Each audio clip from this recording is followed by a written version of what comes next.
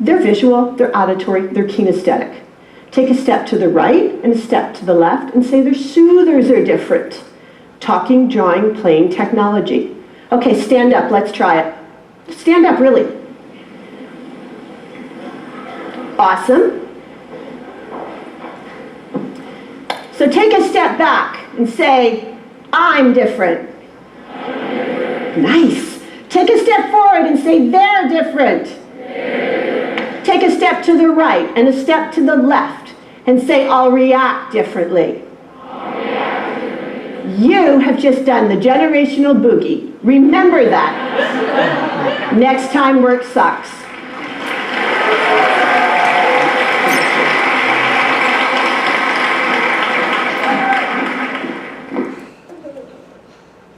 So with that, when we talked a little bit about the onset and the beginning and what our fears were, we talked about technology.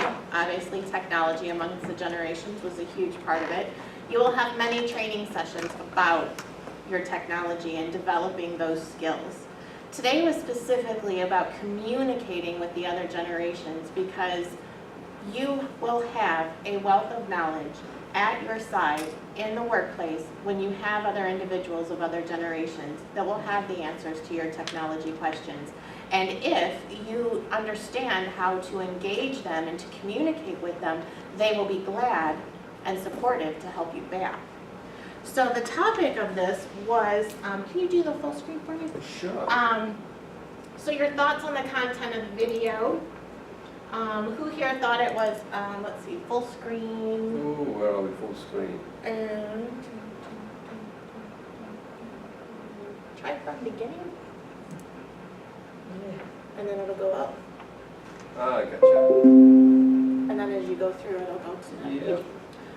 So did everyone here feel the content of the video was of value and something you can take forward with you into your new experiences? Yes.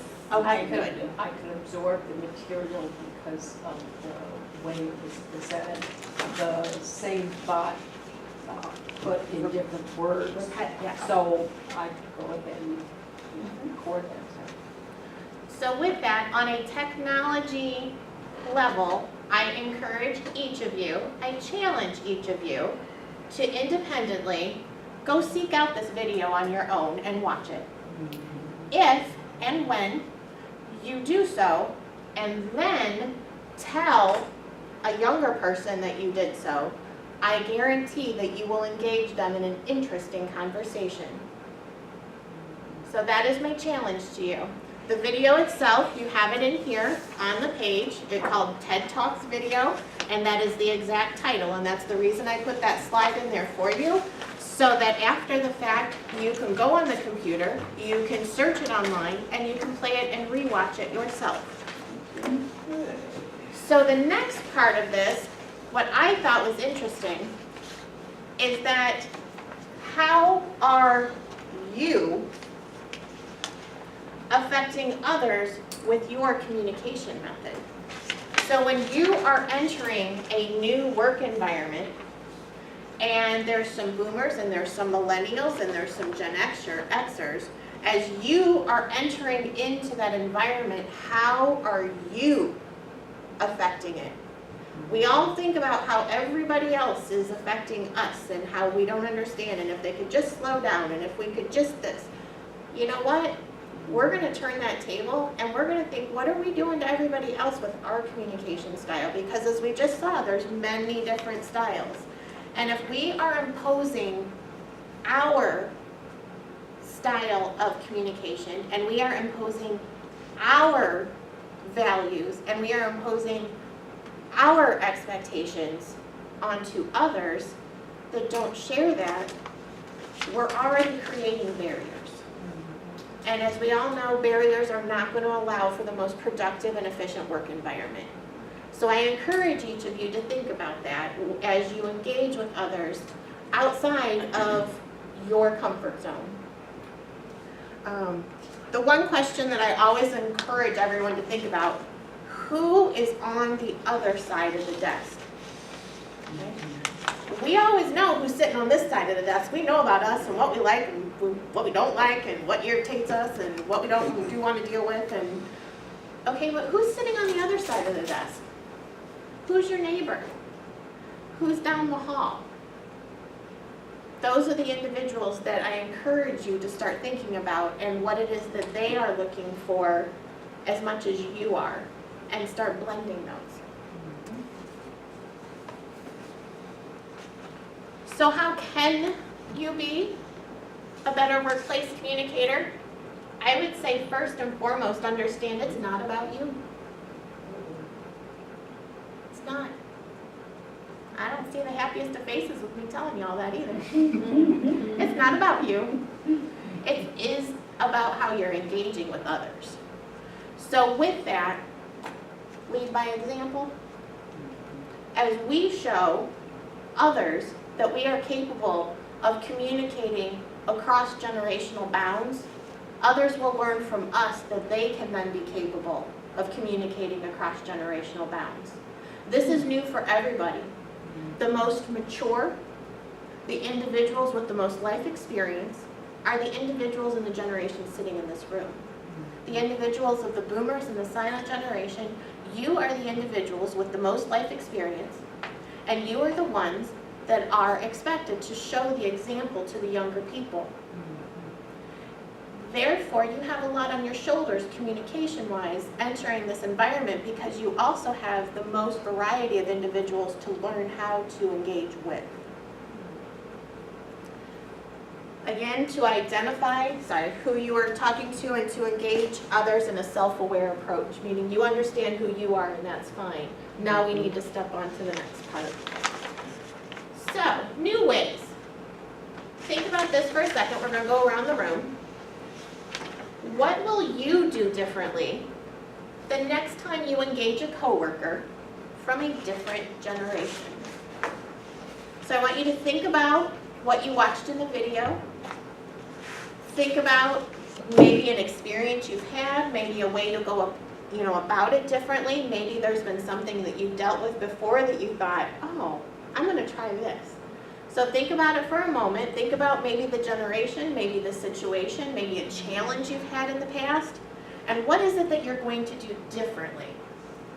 And how is that going to improve the situation? So I would like each of you to think about that and to be prepared to share so we can talk about it. And with that, do we want to go around the room? Do we want to raise our hands, have a few moments? You ready? Yeah. All right. I know and I can put this into like a work situation with my kids. There's almost 5 years between them. And my son is 43. We almost grew up together. So we have a different way of communicating. We can speak double negatives. We can, I ain't got none, what's up, stuff like that. With my daughter, 5 years younger, totally different. She's very technical. She speaks very well, typical Gen X. And she has it all ready to go. And that's how she wants me to communicate with her. So I can take that into the workplace. The best thing that I have found between the differences in my kids is listening.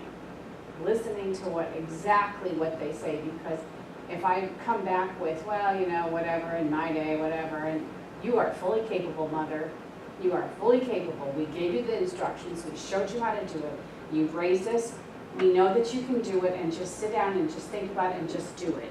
That's exactly how they communicate with me. They are Gen Xers and And they are it's doers. really strange because this has just come out with it in the last 3 or 4 years with both of my kids. They just started this communication with me, and before that, and every now and then my son and I can just like, hey, what's up, like that. But he starts talking to his sister. They're talking about me. They're saying, this is what mom needs to do. One of us needs to tell her. It's like, at the end of the day, I'm like, shut up. That's what I want to say. Really? I don't need this from you. I raised both of you. I figured it out on $8 an hour, so get out of my way. That's really what I want to say to them. But if I do that, I was just going to say, how will that improve yeah, the situation? it will not. So when I'm in the workforce, I remember that, and I'm at work, and I become a better listener. And that's how my kids have really taught me, I guess I should say. That's how I can communicate better in the workforce, just to be a better listener and eyes on you. That's what I have found that really works. Just watching your mouth move, listening to what is being said to me. Effective observational Yeah. and engaged listening. Yeah. Lovely. Yeah. Dar, you had something ready as well. What I are you did. going to do differently? I just look around and I find someone that's younger generation, say, I know you can help me. And how does, So I ask them for help, and usually they do. okay. Who would like to go next? Y'all are gonna go. Take a turn, so. Connie, please. This is kind of hard It because is. you know what? Because you have a coworker that's in a different generation? Yes, and it's, I mean, seriously, this is excellent because I was having a little issue. Jill and I work together, for those of you that don't know, and I'll be like, she gives me instructions and I'll be like, well, I don't know. Then I said, well, maybe I should ask more questions. So see, I'm hearing you, for real. This is where, this is what I needed to see because we are in a different generation. And you explain things and you're doing a great job, but it's me who is not listening well enough to pick up what you're saying, or maybe I need to ask more questions. So if I start asking you more questions, you already know because you've already studied this out, so now you know.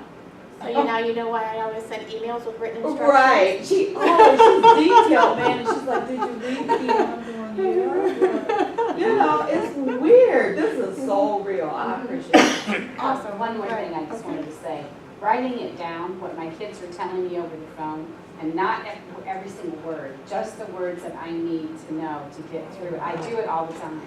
I write it, like if I'm getting an email from David, if I can tell you right now, I'm not gonna read it all. Oh. I'm just gonna go, nah, okay, got it, and then I'm gonna do it. Oh, Well, you my learn God. something new every day, then, don't you?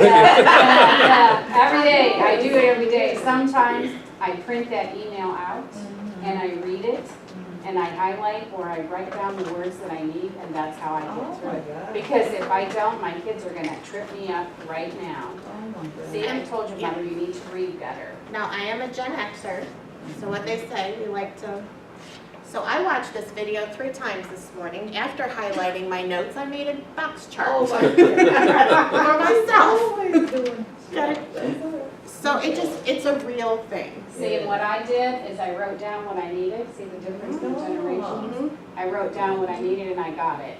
Where she was totally, Visual. Yeah. I want Yeah. a picture. yeah. So what is an idea that someone else will try the next time they engage an individual in a different generational environment?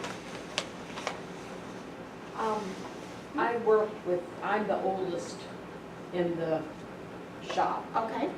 and there's one lady, she's in the head honcho, and she talks in half sentences. Okay. And May I I'm ask what supposed- generation she's from that you would anticipate? She has to be